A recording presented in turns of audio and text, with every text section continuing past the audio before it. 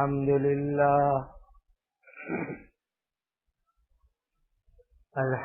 لله نحمده ونستعينه ونستغفره ونؤمن به ونتوكل عليه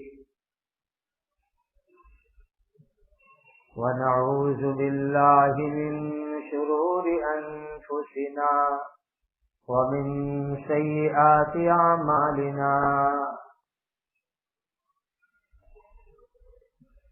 ونعوذ بالله من شرور أنفسنا ومن سيئات أعمالنا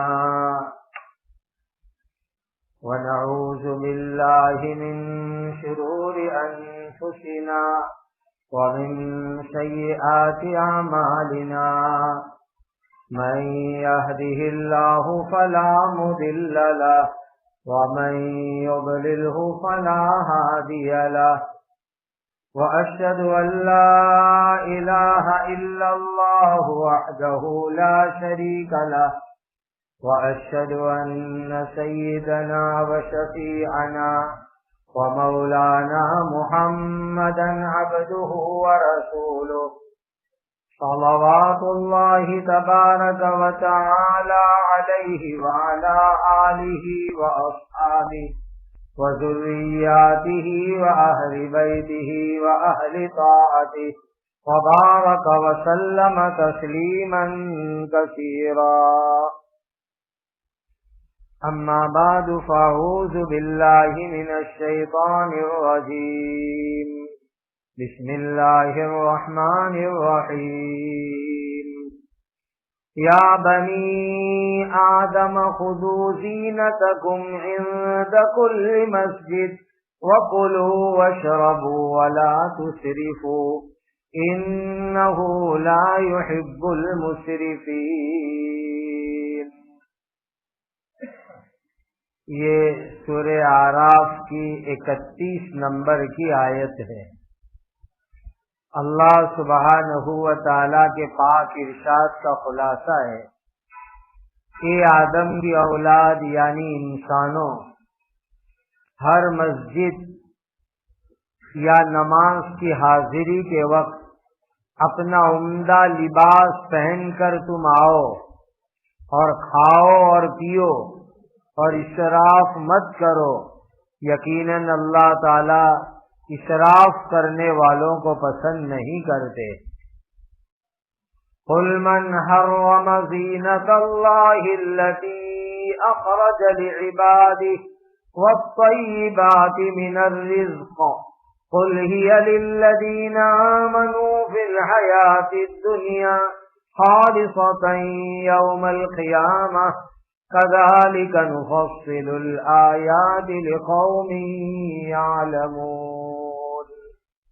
اے نبی تم ان سے پوچھو زینت کا جو سامان اللہ تعالی نے اپنے بندوں کے لیے پیدا کیا ہے اور پاکیزہ چیزیں جو اللہ تعالی نے حلال فرمائی ہے کس نے حرام کر لی؟ تم ان سے جواب میں خود کہو یہ نعمتیں دنیاوی زندگی میں تو اصل میں ایمان والوں کے لیے ہیں، ساتھ میں غیر مسلم بھی اس سے فائدہ اٹھاتے ہیں، اور قیامت کے دن تو خالص ان ایمان والوں ہی کے لیے ہوگی. اسی طرح ہم نے اپنے احکام سمجھداروں کے لیے تفصیل کے ساتھ بیان کرتے ہیں. قل انما حرم ربی الفواحش ما ظهر منها وما بطن والإثم والبغي بغير الحق وأن تشركوا بالله ما لم ينزل به سلطانا وأن تقولوا على الله ما لا تعلمون. اے نبی تم کہہ دو میرے رب نے تو تمام بے حیائی کے کاموں کو چاہے وہ کھلے ہوئے ہو اور چھپے ہوئے ہو اور ہر گناہ کو اور ناحق زیادتی کو حرام قرار دیا ہے، اور اسی طرح اللہ تعالیٰ نے اس بات کو بھی حرام کیا ہے کہ تم اللہ تعالیٰ کے ساتھ کسی ایسی چیز کو شریک کرو جس کے بارے میں اس اللہ تعالیٰ نے کوئی دلیل نہیں اتاری ہے، اور اسی طرح یہ بھی حرام کر دیا کہ تم اللہ تعالیٰ کے لیے وہ باتیں بولو جو تم کو معلوم نہیں ہیں۔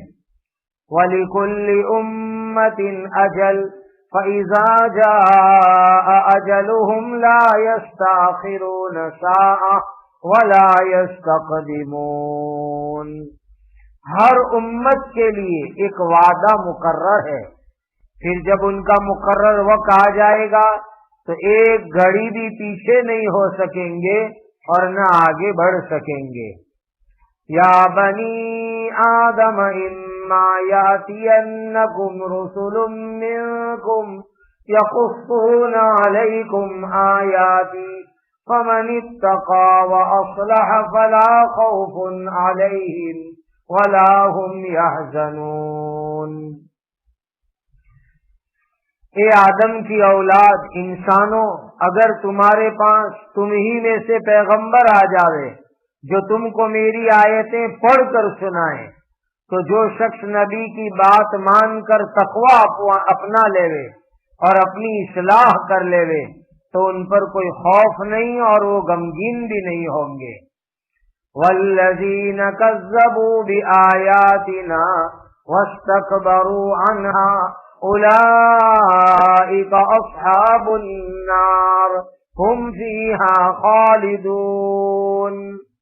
اور جن لوگوں نے ہماری آیتوں کو جھٹلایا اور ان آیات کے مقابلے میں تکبر کیا، وہی لوگ جہنم والے ہیں اور اس جہنم کے اندر وہ ہمیشہ رہیں گے۔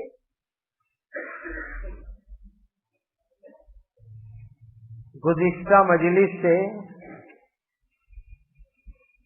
کپڑے کے متعلق کچھ ضروری باتیں قرآن کی ان آیتوں میں اللہ تعالی نے بیان فرمائی ہے۔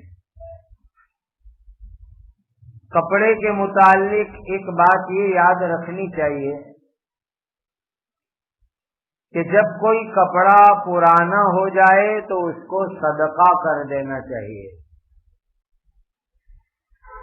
بلکہ بہترین بات یہ ہے کہ ایک جوڑی نیا کپڑا سلواوے تو ایک جوڑی پرانے کپڑے صدقہ کر دینے چاہیے۔ مرد بھی یہ کریں، عورتیں بھی یہ کریں۔ اگر اس ترتیب سے کام کریں گے تو انشاءاللہ فالتو کپڑے گھر میں جمع نہیں ہوں گے، اور غریبوں کے لیے کپڑوں میں بڑی آسانی ہو جائے گی۔ آدمی اپنی سائز سمجھتا ہے، میں کون سی سائز کے کپڑے پہنتا ہوں، اپنی سائز کے کوئی دوسرے غریب لوگوں کو سامنے رکھے کہ جب بھی کوئی کپڑا صدقہ کرنا ہو تو ان کو دے دے، تو اس کی برکت سے ہم کو صدقے کا ثواب بھی ملے گا اور اس غریب کا بھی بیچارے کا کام بن جائے گا۔ اللہ تعالیٰ نے آیتوں میں بیان فرمایا وَلِبَاسُ التَّقْوَىٰ۔ تقوی والے لباس کا ایک مطلب یہ ہے کہ انسان اللہ سے ڈرے اور نیک کام کرے، یہ ہے تقوی والا لباس۔ کہ جس طریقے سے بدن کے اوپر اچھے کپڑے ہو، بہترین کپڑے ہو، اسی طریقے سے دل کے اندر اللہ کا ڈر بھی ہو اور انسان نیک اعمال کو بھی کرنے والا ہو، تو پھر اس صورت کے اندر باہر اندر سب ایک جیسا ہو جائے گا۔ ورنہ بہت سی مرتبہ انسان باہر اچھے اچھے کپڑے پہنتا ہے اور اندر دل اس کا کالا اور میلا ہوتا ہے، تو پھر باہر اور اندر میں بہت بڑا فرق ہو جاتا ہے۔ اسی لیے اندر اللہ کا ڈر، بدن میں نیک اعمال اور ظاہر کے اندر سنت طریقے کے کپڑے، تو وہ انسان کا باہر اندر ایک جیسا ہوگا اور ایسا آدمی اللہ کو بڑا پیارا ہے۔ یہ جو ہم لوگوں کی ناپ ہے، جس کو ہم ڈیوٹی کہتے ہیں، یہ ڈیوٹی وہاں سے سطر کی بارڈر شروع ہوتی ہے. اسی لیے کپڑے پہننے کے اندر اس کا بھی خاص خیال رکھنا چاہیے. بعض لوگ اس طرح کپڑے پہنتے ہیں کہ ڈیوٹی کے نیچے والا حصہ بھی کھلا رہتا ہے، اور اسی حال کے اندر لوگ گھر کے باہر نکل پڑتے ہیں. اور آج کل جو پینٹ اور ٹی شرٹ چلے ہیں اس میں بعض ایسے ہیں کہ جب آدمی رکوع کے اندر جائے تو پینٹ اتنی نیچے ہو جاتی ہے کہ سرین کا حصہ نظر آتا ہے، خاص کر کے رکوع اور سجدے کے اندر. تو اس کی وجہ سے تو نماز فاسد ہو جاتی، خراب ہو جاتی ہے اس کی نماز. تو اس طریقے سے کپڑے پہنو کہ سطر ہمارا چھپانے کی جگہ وہ چھپی ہوئی رہے، وہ کھلے نہیں اور ظاہر نہ ہوئے. اور مسجد اور نماز کے وقت پر تو کپڑوں کا خاص خیال رکھنا چاہیے، جیسا اللہ نے اس آیت کے اندر بیان فرمایا کہ مسجد کے اندر آدمی کو بہت صاف ستھرا بن کر کے آنا چاہیے. ہمارے دین کے اندر جو وضو رکھا گیا، وہ وضو کے اندر فائدہ یہی ہے کہ آدمی صاف ستھرا ہو جاتا ہے، میل کچیل دور ہو جاتا ہے. اور اللہ تعالیٰ کے کچھ نیک بندے ایسے بھی ہیں کہ جو نماز کے لیے کپڑے بالکل الگ رکھتے ہیں. گھر میں کھانا پینا، گھر کا کام کاج، اس کے کپڑے الگ، اور مسجد اور نماز کے کپڑے الگ. کہ بھئی میں اللہ کے دربار میں جا رہا ہوں اور خدا کے شاہی دربار میں حاضری دے رہا ہوں، تو ایک دم صاف ستھرے بہترین کپڑوں کے ساتھ آدمی کو حاضری دینی چاہیے. اس لیے اس طرح بدبو نکلتی ہو ایسے کپڑے پہن کر مسجد میں آنا، یہ جو ہے مکروہ ہے، غلط طریقہ ہے. اس سے اللہ کے فرشتوں کو بھی تکلیف ہوگی اور دوسرے نمازیوں کو بھی تکلیف ہوگی. یہ جمعہ کے دن کا غسل جو سنت ہوا ہے، اس میں بھی یہی راز ہے کہ پہلے زمانے کے اندر پورے شہر کے لوگ ایک جگہ جمع ہو کے جمعہ کی نماز پڑھتے تھے. اب اتنا بڑا مجمع جمع ہو جائے اور اس زمانے میں لوگ اپنے ہاتھ سے کام کرتے تھے، مزدوری کرتے تھے، تو پسینہ نکلتا تھا، بدبو نکلتی تھی، موٹے موٹے جاڑے جاڑے کپڑے لوگ پہنتے تھے. تو پھر یہ سنت آئی کہ جمعہ کے دن غسل کر لو تاکہ سب جمع ہوئے تو بدبو نہ نکلے، میل کچیل کی وجہ سے دوسروں کو تکلیف نہ ہونے پاوے. اسی لیے پیاز لہسن کھا کے مسجد میں آنے سے منع کیا گیا کہ پیاز میں سے بدبو نکلتی ہے، لہسن میں سے بدبو نکلتی ہے. اب کچی پیاز کھائی، کچا لہسن کھایا، بدبو کے ساتھ مسجد میں آ گیا تو اس کی وجہ سے اللہ کے فرشتوں کو تکلیف ہوتی ہے. اس لیے اگر کوئی آدمی کچی پیاز کچی لہسن کھاوے تو منہ کو صاف کر لے، بدبو کو ختم کر دے اور صاف ستھرے منہ کے ساتھ مسجد کے اندر نماز کے لیے حاضر ہو. تو اس آیت کے اندر ہم کو مسجد اور نماز کے وقت بہت اچھی طریقے سے رہنے کا حکم دیا گیا. دنیا کے اندر بعض جگہوں کے اوپر اس کا بڑا اہتمام. ہم ازبکستان گئے تو وہاں کی مسجدوں میں ایک عجیب چیز دیکھی کہ مسجد کے اندر جو ٹوائلٹ بلاک ہوتا ہے استنجے کھانے کی جگہ، وہاں ایک آدمی ٹیبل کرسی لے کر بیٹھتا ہے. جو بھی آدمی استنجے کھانے میں جائے گا تو اس کو پہلے وہ پوچھیں گے کہ نیچے والا چاہیے کہ اونچا استنجا چاہیے. وہ کہے کہ جو بھی ہو وہ بتلاتے ہیں. پھر اندر جاتے وقت 2 طرح کے ٹیشو ہاتھ میں آپ کو دیں گے کہ یہ 2 طرح کے ٹیشو، ایک استنجے کے لیے، پھر اس کے بعد پانی استعمال کرنا. وہ تھوڑا سخت ٹیشو ہوتا ہے اور ایک دم سافٹ نرم دوسرا ہوتا ہے. 2 طرح کے ٹیشو دیتے ہیں. پھر جب استنجا کر کے نکلیں گے تو صابو دیں گے، لو ہاتھ اچھی طریقے سے دھو. پھر سامنے وضو خانے پر لے جائیں گے یا وضو کرو، اور وضو کرنے کے بعد 10-12 قسم کے عطر کی بوتل دکھاتے کہ آپ کو کون سا عطر پسند ہے وہ لگاؤ اور اس کے بعد جماعت خانے میں جاؤ. کتنا اہتمام کہ مسجد اللہ کا دربار، اللہ کا گھر، تو آدمی اس کے اندر بہت صاف ستھرا بہت اچھے طریقے سے آوے. جس طریقے سے ہم دنیا کے کسی بڑے دربار میں جاوے، بڑی محفل میں جاوے تو وہاں کیسے کپڑے کے ساتھ جاوے، تو اللہ کے دربار کے اندر تو اس سے بھی زیادہ اچھے کپڑے پہن کے آنا چاہیے. اسی لیے مسئلہ ہے کہ جو کپڑے پہن کر کے تم اچھی مجلسوں میں نہیں جا سکتے، ایسے کپڑے پہن کے مسجد میں آنا مکروہ ہے.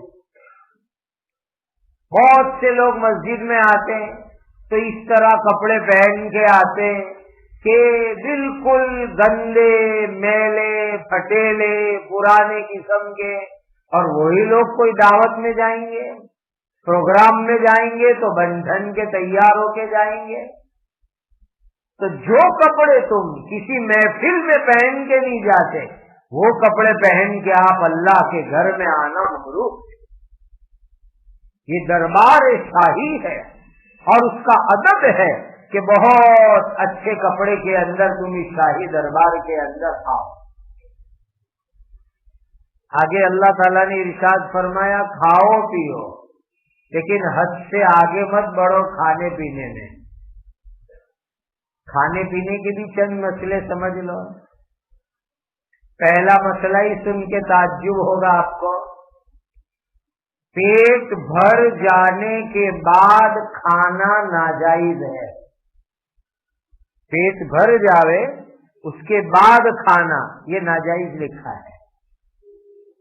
اب تو لوگ پیٹ بھر کے کھانا کھائیں گے اور اس کے بعد اوپر سے ڈیزرٹ، کسٹر گھاس، پھر اس کے اوپر سے فروٹ، پھر اس کے بعد اوپر سے ڈرنک. یہ اوپر سے اوپر جا رہا ہے. یہ صاف مسئلہ کتابوں میں لکھا ہے. ایک مرتبہ پیٹ بھر جانے کے بعد کھانا یہ ناجائز ہے.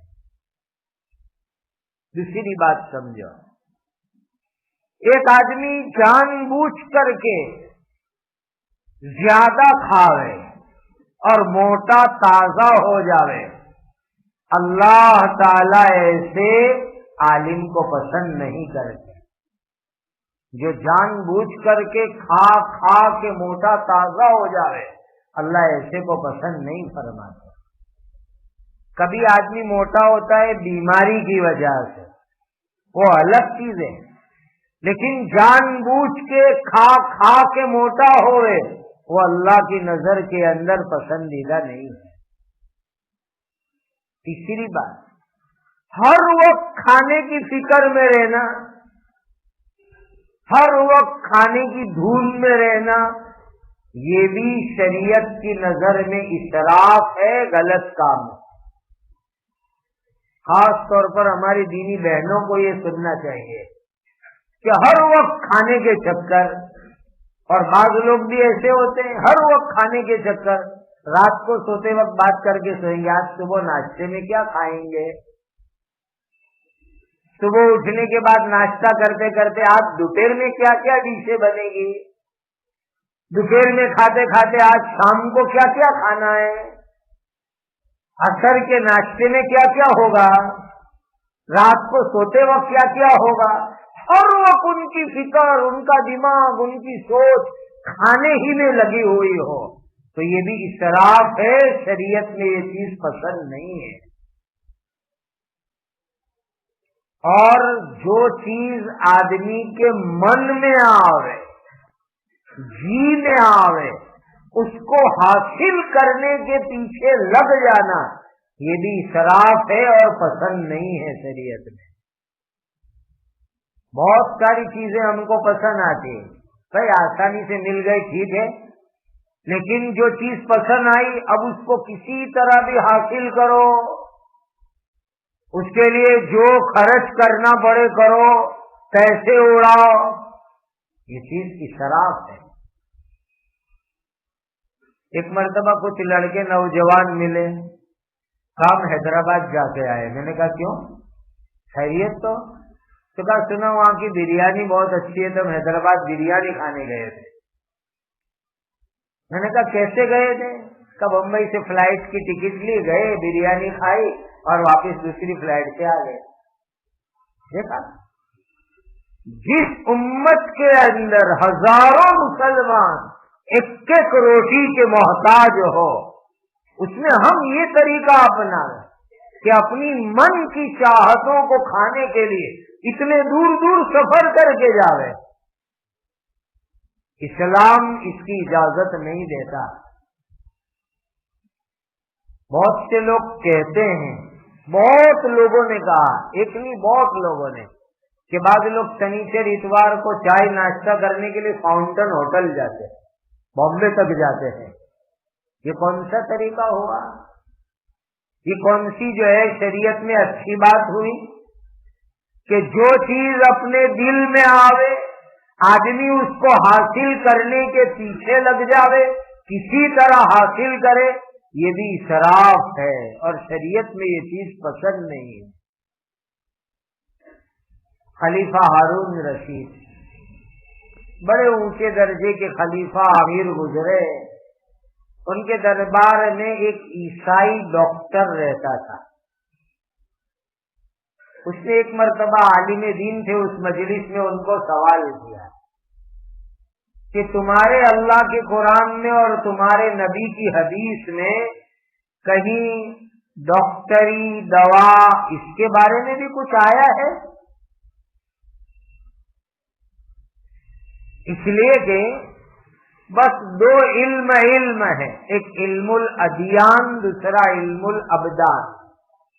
دین کا علم یا بدن کا علم، وہ علم ہے، باقی سب بیکار ہے.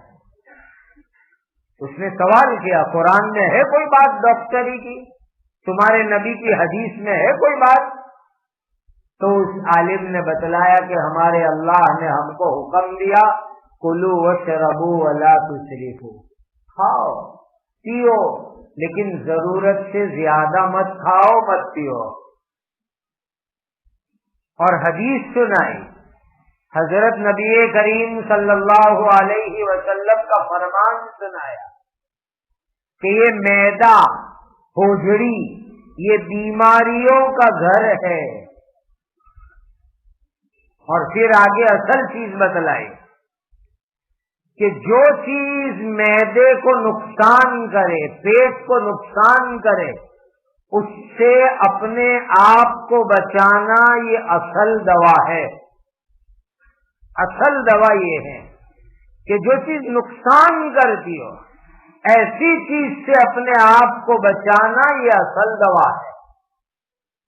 آج بہت ساری چیزیں پہلے تجربے انوبھو سے ہم کو معلوم ہے کہ ہم کو نقصان کرتی ہے، لیکن زبان کے چٹاکے چھوٹتے نہیں ہیں. معلوم ہے کہ اس میں نقصان ہوگا، اس میں تکلیف ہوگی، میرے پیٹ میں خرابی ہو جائے گی، پھر بھی لوگ کھاتے رہتے ہیں اس کو. اور یہ بات تیسری ارشاد فرمائی، اپنے پیٹ کو وہ کھانا دو جو اس کی عادت ہو. جس کو ہضم کرنے کی اس کی عادت ہے وہ کھانا اس کو دو. اب آدمی نئے نئی آئٹمیں لسٹ میں پڑے گا مینو میں کہ اس ریسٹورینٹ میں کون سی نئی آئٹم ہے, چلو نا ذرا انوبھو کرتے ہیں کیسی ہے.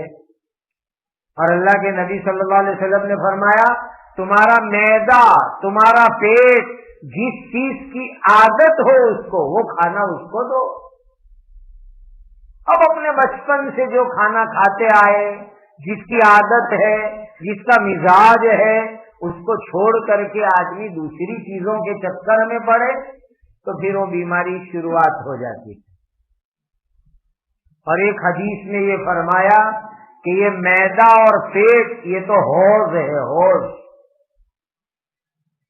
اور پورے بدن کے اندر جتنی رگ ہے, نس ہے, وہ معدے سے سیراب ہوتی ہے, بھرتی ہے معدے سے. اگر یہ معدہ اچھا ہوگا تو صحت والا کھانا یہ رگوں کے ذریعے پورے بدن میں پھیل جائے گا, اور اگر معدہ خراب ہوگا تو پھر بیماری پورے بدن کے اندر پھیلے گی. اسی لیے یہ بات بہت اہم ہے, کھاؤ پیو لیکن ضرورت سے زیادہ مت ڈالو. بعض لوگوں کو دیکھ کر ایسا پتا چلتا ہے کہ بیچارے کھانے ہی کے لیے جی رہے ہیں, حالانکہ اللہ تعالیٰ نے کھانا رکھا ہے جینے کے واسطے, کہ زندگی جی سکو, نماز اور عبادت میں کمزوری نہ آ جائے, اللہ کا اور اللہ کے بندوں کا حق ادا کرنے میں کمزوری نہ آ جائے, بس اتنا کھا لو. لیکن لوگوں کو دیکھ کے لگتا ہے ایسا ہے کہ بس وہ کھانے ہی کے لیے جی رہے ہیں. حضرت نبی کریم صلی اللہ علیہ وسلم دنیا سے تشریف لے گئے, کبھی 2 وقت آپ نے پیٹ بھر کے کھانا نہیں کھایا. جو کی روٹی, گوشت, اس طرح کی چیز 2 وقت اللہ کے نبی نے پیٹ بھر کے زندگی بھر کھانا نہیں کھایا. ایک وقت پیٹ بھر کے ملتا, دوسرے وقت میں کچھ ہلکا پھلکا مل گیا, نہ ملا کام چلا لیتے تھے. اس ترتیب سے حضور نے زندگی گزاری. اللہ تعالی نے جو نعمتیں اس دنیا میں عطا فرمائی ہے, تو یہ نعمتیں دنیا کے اندر تو مومن غیر مومن, مسلمان غیر مسلم سب اس سے فائدہ اٹھاتے ہیں, لیکن یہی نعمتیں جب آخرت میں ہوگی تو خالص ایمان والوں کے لیے ہوگی. وہاں ان تمام نعمتوں سے صرف ایمان والے فائدہ اٹھائیں گے. اللہ سبحانہ و تعالی ہمیں اسراف سے بچنے کی توفیق عطا فرمائے.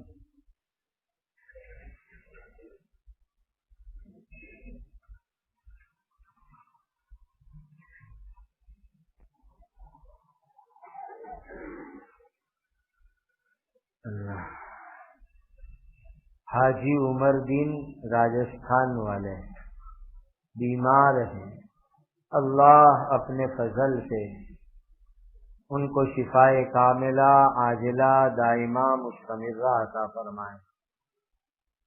غلام عباس محمد بھائی اوکا, اللہ تعالی ان کی بال بال مغفرت فرمائے, ان کی قبر کو نور سے منور فرمائے, ان کے درجات کو جنت الفردوس میں بلند فرمائے. اس مسجد کے امام صاحب کی نانی کا انتقال ہو گیا, اللہ تعالیٰ اس مرحومہ کی مغفرت فرمائے, ان کے درجات کو جنت الفردوس میں بلند فرمائے. جھانپا بازار بٹیاڑا واڑ مسجد کے امام صاحب مولانا مشتاق صاحب ہتھوڑا والے, بیچارے بہت پابندی سے مجلس میں آتے ہیں, بیمار ہیں, اللہ تعالیٰ ان کو شفائے کاملہ عاجلہ مستمرہ عطا فرمائے.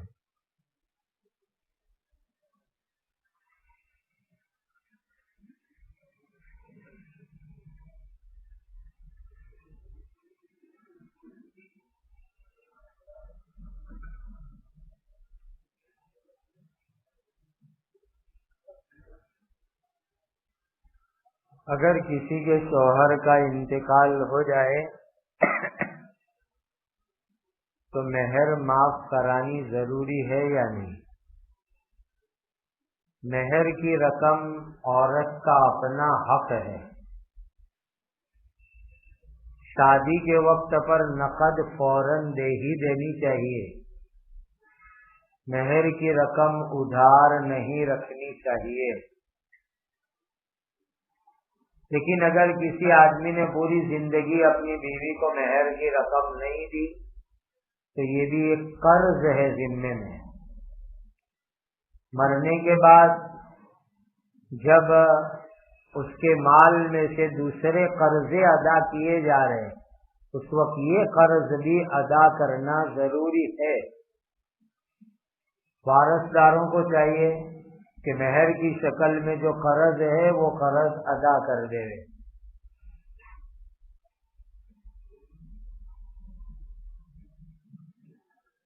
کسی کا انتقال ہو جائے تو دوسروں کے گھر سے کھانا آتا ہے، وہ کھا سکتے ہیں؟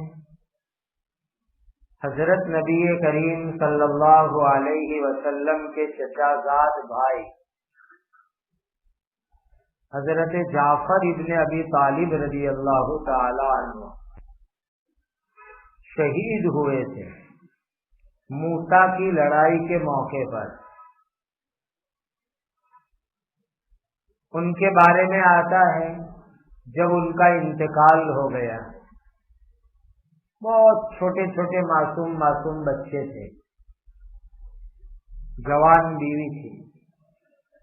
ان کے گھر والوں کے اوپر غم کے پہاڑ ٹوٹے.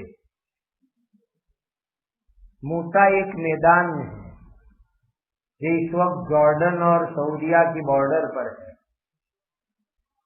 جارڈن نے وہاں ان سب صحابہ کے مزارات ہیں، میں گیا بھی ہوں. جب ان کی شہادت ہوئی تو ظاہر ہے کہ چھوٹے چھوٹے بچے، جوان بیوی، تو گھر والے بڑے غم میں تھے.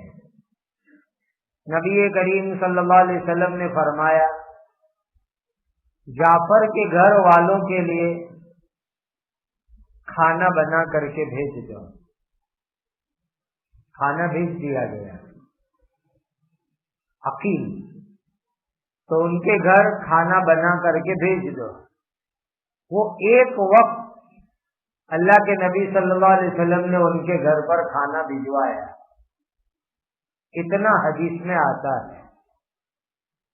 کسی کے یہاں کسی کا انتقال ہو جائے، گھر والے غسل کفن وغیرہ کام کاج میں مشغول ہو اور کھانا نہیں پکا سکے تو ان کے گھر والوں کے لیے کوئی بھی مسلمان، اڑوسی پڑوسی، تعلق والے رشتے دار کھانا لے کر کے بھیج دے رہے یا جاوے اور ساتھ میں بیٹھ کر کھا لے رہے. ایسا ایکات وقت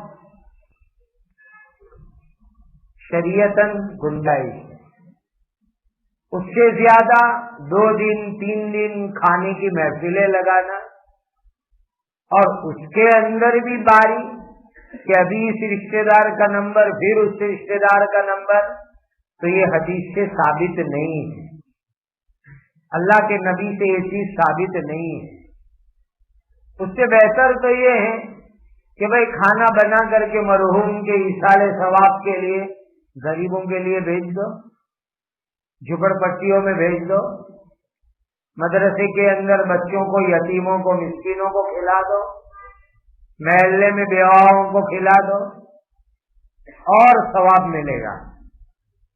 ابھی ایک میسج پڑا تھا، بہت درد دل کا میسج تھا. ایک گھر کے اندر میاں بیوی اور 3 بچے، باپ کا انتقال ہو گیا بیمار ہو کر. محلے والوں نے 3 دن کھانا کھلایا، پھر سب اپنے کاموں میں لگ گئے. اب جو بچے تھے اس میں سے بڑا بچہ بھی بیمار ہو گیا، دوا کے پیسے نہیں، بستر کے اوپر. گھر میں چھوٹے بچے، عورت بیچاری کام کرتی، کچھ لاتی، بچوں کو کھلاتی، لیکن بچہ بیمار ہو گیا تو وہ کہاں کام کرنے جائے گی؟ گھر میں بھوک کے دن آئے، ایسے بھوک کے دن آئے کہ چھوٹا بچہ اپنی ماں کو پوچھتا ہے کہ ماں ہمارا یہ بڑا بھائی کب مرے گا؟ تو ماں نے پوچھا بیٹا تیرے بھائی کے مرنے کا انتظار کیوں کرتا ہے؟ کہ ابا مرے تھے تو محلے والوں نے 3 دن کھلایا تھا، تو بھائی مرے گا تو ہم کو کم سے کم 3 دن تو پیٹ بھر کے کھانا ملے گا۔ ایسے ہزاروں لوگ ہو سکتے ہیں، نہیں بلکہ ہے۔